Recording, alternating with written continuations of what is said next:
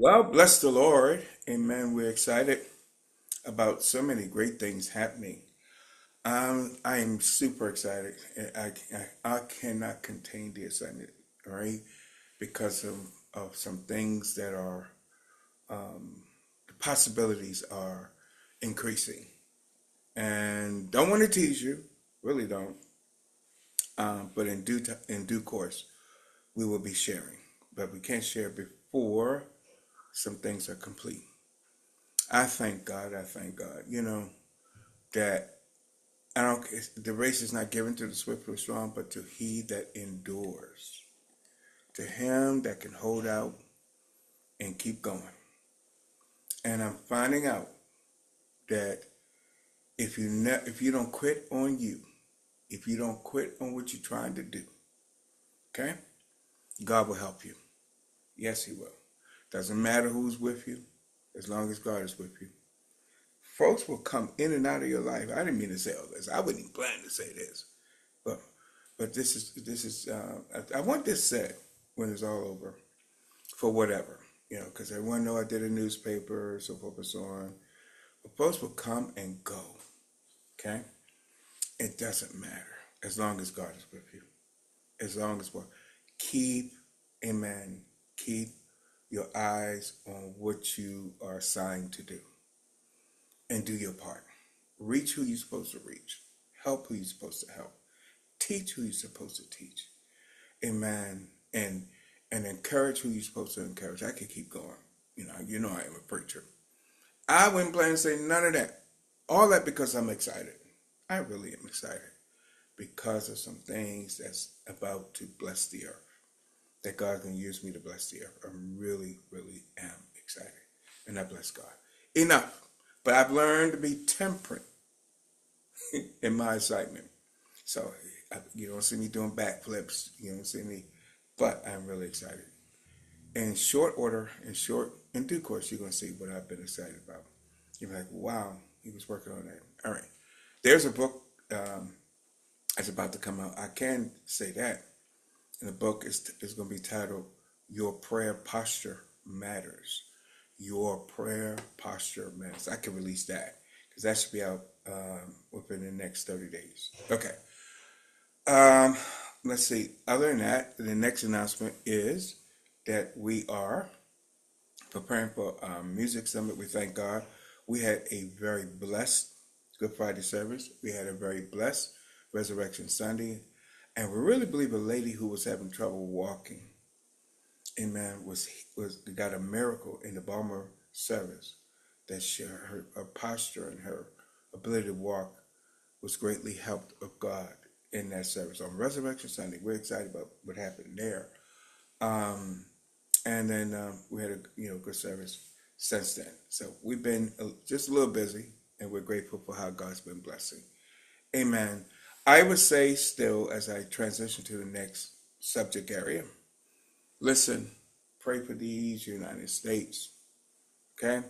Um, I I was sharing with the Queen's congregation last night that God showed me that they are destroying records.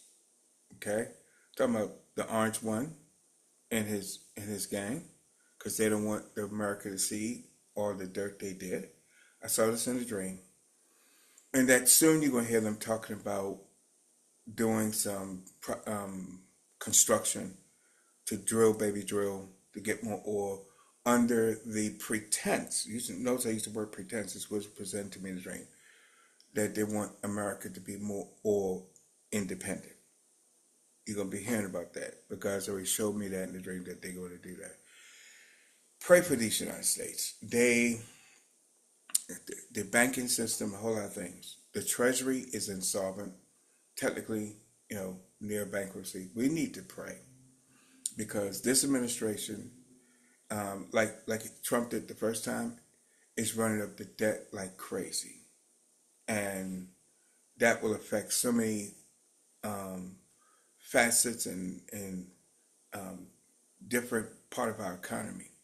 We must pray, people, because Biden helped the economy. He paid down the debt. Obama paid down the debt. Every time a Republican get in there, they start a Middle East war, and they drive up the debt. Pray, people pray. If the Democrats would just stay out of the bedroom, I'm talking about same sex and abortion, they would be the perfect party. And if they would just talk about God, the Republicans would never win. May we, amen, get people in there in this midterm election who has wisdom. Pray for these United States.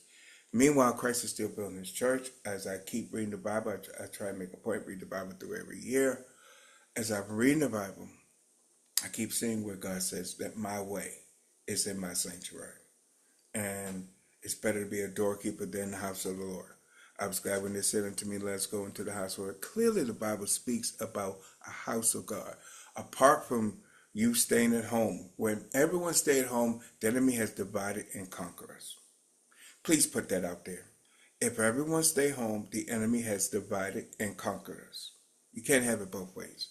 If everyone staying home, then we are separated.